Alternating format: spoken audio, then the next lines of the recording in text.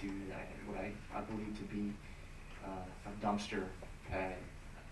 I don't know what equipment Doug was referring to, maybe getting back there. I don't know if he's talking, I don't know, he's probably not referring to a ladder truck. He may be referring to a smaller truck that has a ladder that he can use to access the rear of the buildings. I'm not sure that he's referring to what you would consider the typical fire engine. Rather, he wants something stabilized so he can get back there with men and equipment in a timely manner. Again, I apologize, I'm not prepared to speak to his specific reason for his request. I merely present it because he's our expert relative to fire. By no means am I for this. I just want to make sure everyone understands I'm not defending the developer, but I do want to ask questions so I make an informed decision. But if you got an engine back there, where would it turn? I mean, you can't turn it around. Again, I don't know that would be his intent to get an engine back there. I'm not sure what he would take back there. Whether it would be one of his smaller units. They've got utility trucks and all that kind of stuff.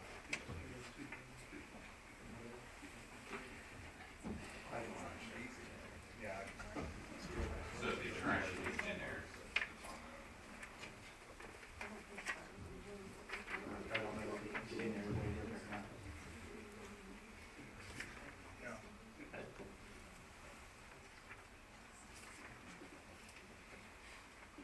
So the fire, the 30 minutes, 30 and 60 you talked about? Fire code requires 30 minutes separation between the units, we provided an hour. So is that a common practice or? I don't deal with the building code either, sir. I apologize. I can't speak to that. Sorry. Oh, no, that's fine. I'm just trying to weigh all the evidence. We've got this existing stormwater management here, so getting behind all these buildings, maybe in here it could be done, but I think looking in all these areas, I just don't think it's feasible. It's not required by the fire code. We'd be happy to agree that the buildings have to be sprinkled. I think they will anyways. We can agree that, that we're gonna, as a condition, that will exceed the code requirements of the 60-minute firewall. 60-minute firewall. Those types of things I think are all feasible to kind of enhance the overall safety, but getting trucks, behind these buildings is going to be problematic. From perspective, Charlie, you just mentioned the fire code, and I'm certainly not familiar with it. If a restriction were put in, that if it's consistent with the fire code, would that be a condition? Yeah, that'd be fine. Yep. and from a practical standpoint, again, these buildings aren't much wider than this room. I understand.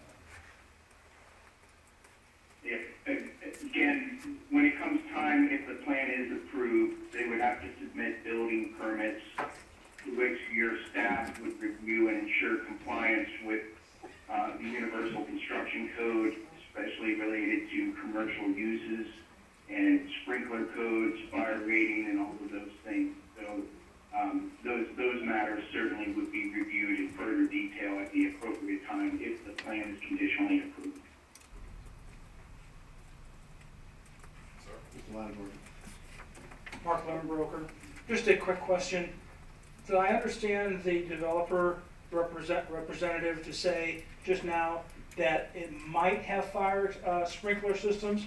Because earlier we heard you say that they will all have sprinkler systems. And I think that They will.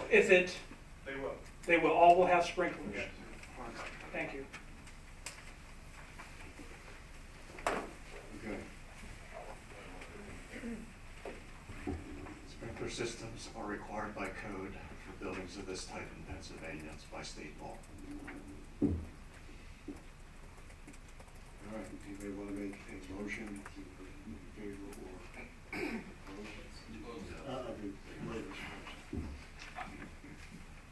So, in my layman's opinion, is there any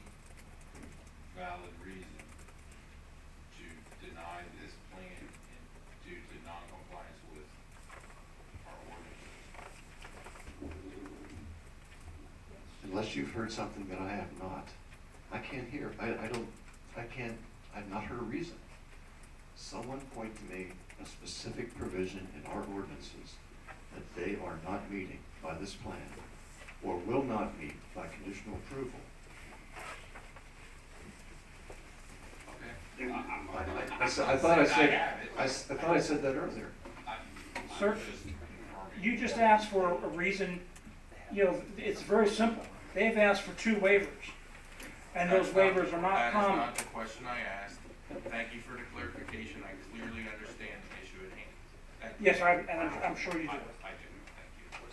But I still believe that the 2 waivers that have been requested are something that you can vote no for. The plan on the ordinance, I did not ask about the waiver. I asked a very specific question, which he accomplished. So I'm with you. Thank you. Keith, were you trying to just say something? Yeah, just on the zoning ordinance side of the house, there's nothing that staff has developed that would preclude the commissioners from considering approval. As noted earlier from a member of the audience, there is the opportunity for an appeals process, and if for some reason something has been overlooked, an independent party will make a determination on that matter at the appropriate time.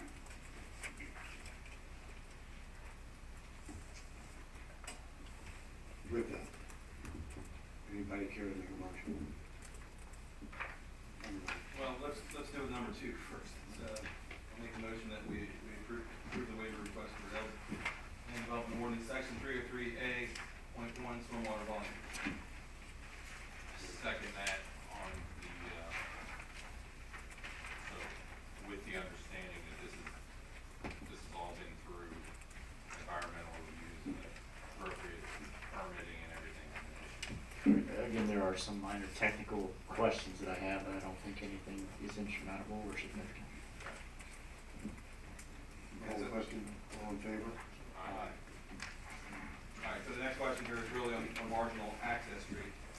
From our earlier discussion, it seemed like that was could have been considered not meeting the ordinance, but solicitor, you look behind it.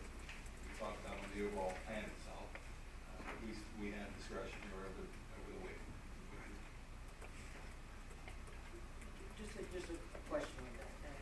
You mentioned something that hasn't been, I don't think, part of the record, and that is some private negotiations you're having with one of your neighbors. Now, I don't know, there's nothing been said up to this point about that. Is that true? Well, I think, early discussions Yes, it's about. okay. Yeah. Yes, it's okay. Now, one of the things that you mentioned was that the possibility exists for there to be a marginal access. Excuse me, could you talk into the mic? We can't hear you back here. Right. Thanks. The thing that you mentioned is I don't think it's on. that in some future date, you may consider a marginal access through that other project. Is that what you were saying? Well, I think at some point in the future, there could be a connection. I'm not sure Where would that be on your map there? I'm not sure that would be a marginal access road. So, Cross Gates Drive kind of comes out towards the Pike. I don't want to zap anybody, but the park in is here. So some place could, along Cross Gates Drive. You don't have direct access, is what you're saying? What's that? You don't have direct We access? do not have direct access. It would be something that would be potentially in the future. What I did say about marginal access is it is not possible. We tried to have an interconnection with existing streets to the west. That was decided that it wasn't permissible from a zoning standpoint. So there is no other place for a marginal access road to go. There is no other connection to be made. But you don't have, are you a direct neighbor of the park-in property? Are we a direct neighbor? Yes. So show me with your little pointer there, Park in? and you own up to that, We own right here. so you don't own up to that. We don't own up to here, but this is the park in property parking lot of theirs, isn't it? I believe, oh, what is it? That's the grove, right, where they have to You're pay. saying. Yeah, that's the, right, that's the, Volleyball lot. Yeah.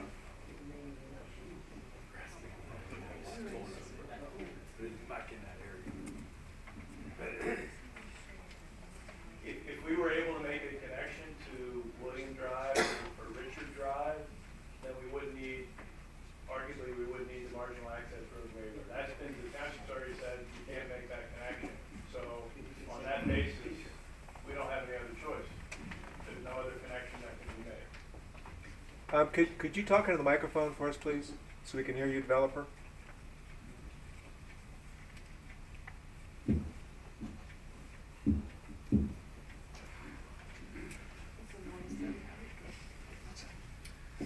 So what I was saying, so marginal, so let's talk about connection, not necessarily marginal access drive, of whatever that actually means. We had contemplated making a interconnection with William Drive or Richard Drive. That was determined by the township not to be permissible. So there is no connection that can be made. I mean, we had the ability to make that connection. We don't have the ability to make any connection through the park-in property.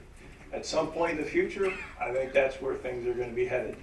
But sitting here today, that's not something that we can obviously commit to.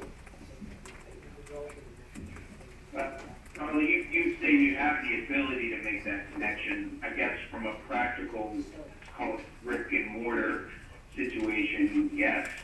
But from a zoning standpoint, no. Correct, right, correct. That was the township's decision, and I think that then therefore necessitates the waiver. Agreed.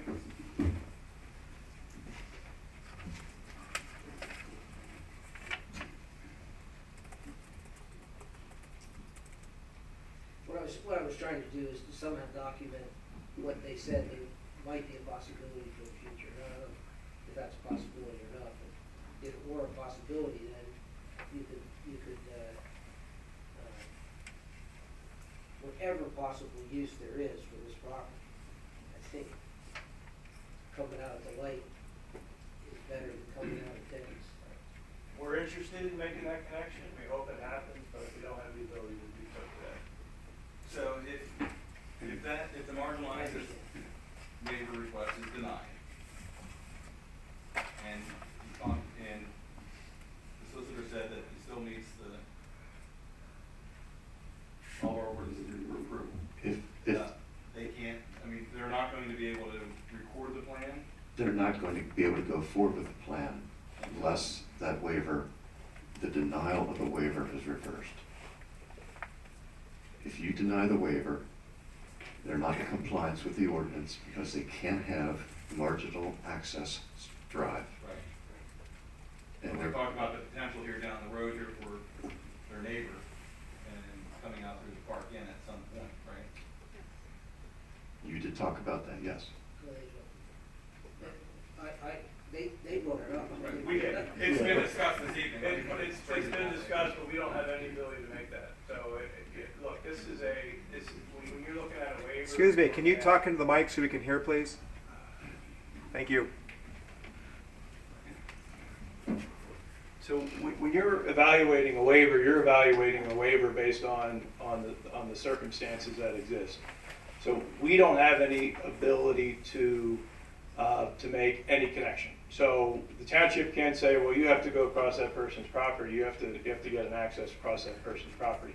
So if we had the ability to, if we adjoined another street and were unwilling to extend a street to make a connection to that street, then that would be, the township could say, well, that's we don't think there's a hardship for that waiver. What's that? Or neighboring property. Well, no, because we don't have the ability to go onto somebody else's property. So if it were within our control and we could extend a street within our property and make a connection, then that would be a situation where you could say, well, you can do it, there's really no hardship. Here, we have no ability, the township can't force it, we can't make the connection. The connection that we could make, the township decided that it wasn't permissible under the ordinance. So that determination and the inability to have access to any other property mandates that, you know, this waiver has to be granted under these circumstances. So, you know, this is probably one of the, you know, a lot of times you're looking at waivers and you're looking at it from a standpoint of, is it equal or better result? This is mandatory. This is necessary because we have no other ability. And a denial of that waiver would be, you know, effectively, you know, there would be no development that would be authorized under that property. So And that, you'd likely appeal it, is that correct? what's that? You would likely appeal that decision. Yeah.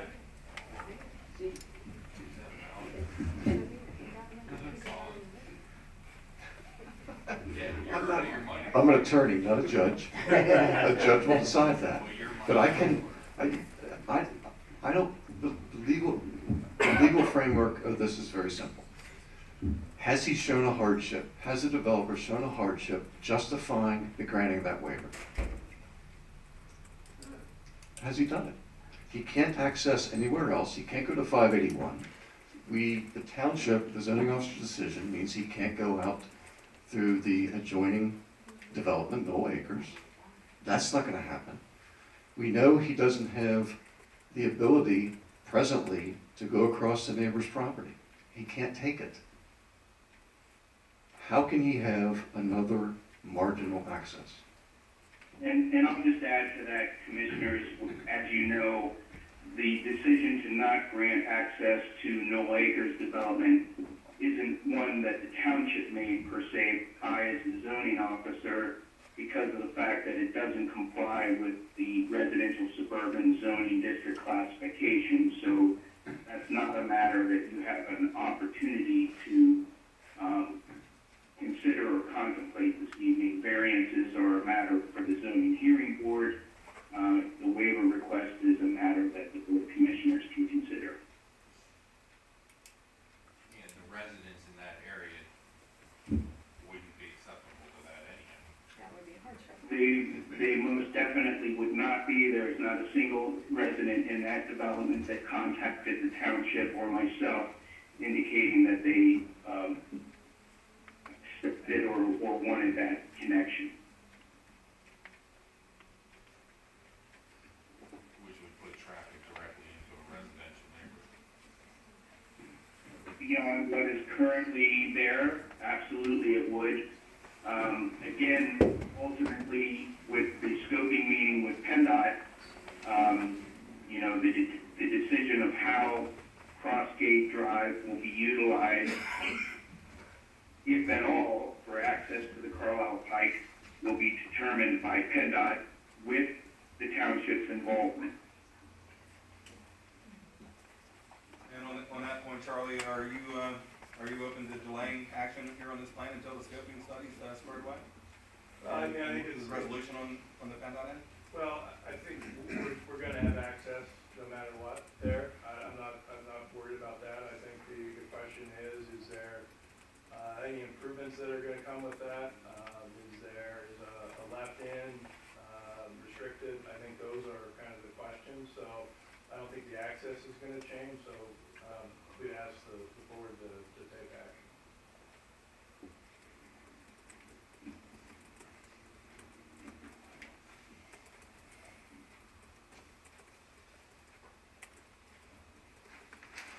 Seems to me, much as I hate to say it, that we're kind of locked in.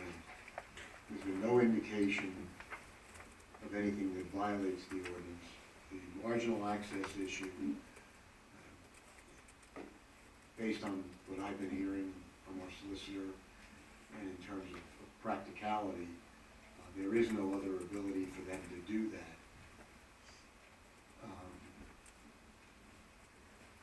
We had a discussion last month about a requirement for a municipality to approve a plan if it meets the ordinances. much as I don't like the particular plan, I don't think we have any choice but to approve this waiver and to approve the plan with various conditions that we've discussed throughout the evening.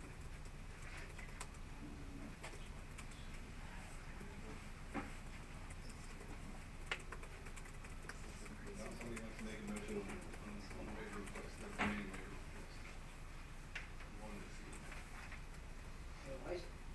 I'm still a little confused as to why, when you have a development that ends in a property that you don't know, forget about this. You have a development and, the idea is that eventually there's gonna be some other street built someday in the next farm. You understand what I'm getting at? So, you put in a stud street, you just stop it. Now, you can't put in any more street, you can't do anything, because you don't own the property, right? But you still anticipate it. Now, doesn't that take care of a marginal access? Even though if the street isn't built, it's planned, it's thought about, it's conceived, and it's on the plan that you have the potential to continue that street into the next track. Isn't that true? I'll defer to the engineer, but my understanding of a marginal access street is just that, it's another access. That's what I'm saying. That, not a stub street would not be an access. So it isn't, that doesn't satisfy the fact that it might be there sometime in the future. No.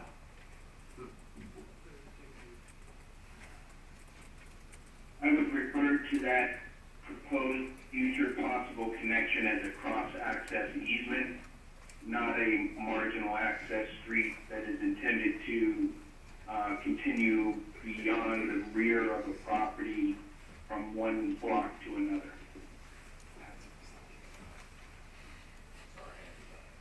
Yep.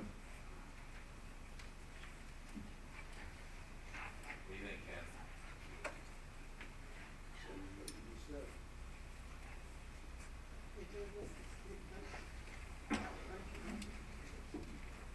In that case, let's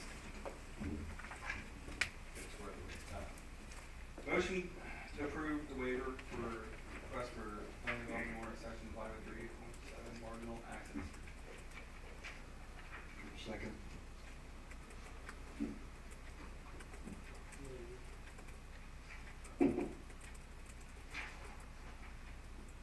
I'll second the motion only because we have no choice. You always have a choice. You always have a choice. Any further discussion on that? All in favor say aye. Aye. Any opposed? And now, So we don't care about the school children and we don't Done deal. look folks, Waste of their evening. I'm not happy about this any more than anybody else in the audience. Oh, no, you're probably more happy than those of us who live adjacent to. Look, I certainly understand you. We don't care about the school children, we don't care about the fires, we don't care about crossing the highway, Ma'am. we still have to approve, we don't care Certainly about this. understand your Okay. frustration at this point. So we don't need commissioners. Certainly understand. Certainly the idea of a residential hotel is perplexing to everybody, mind-boggling to everybody in this room. Fortunately, it's been on the books here for some time, and it wasn't addressed until it's, now it's here. And I've asked the planning commission once this plan is done and over with, that we take it off the books at that point. So that doesn't address your situation right now one bit. Hopefully for the future, we don't have to go through this exercise again on that front. But again, you've heard, I've heard my counsel tonight, talk about this plan meeting our ordinances, and so I'm compelled here to. We would need to list the. I'm good to do that if that's. I clearly understand the frustration that we're I think you witnessed that we did not rubber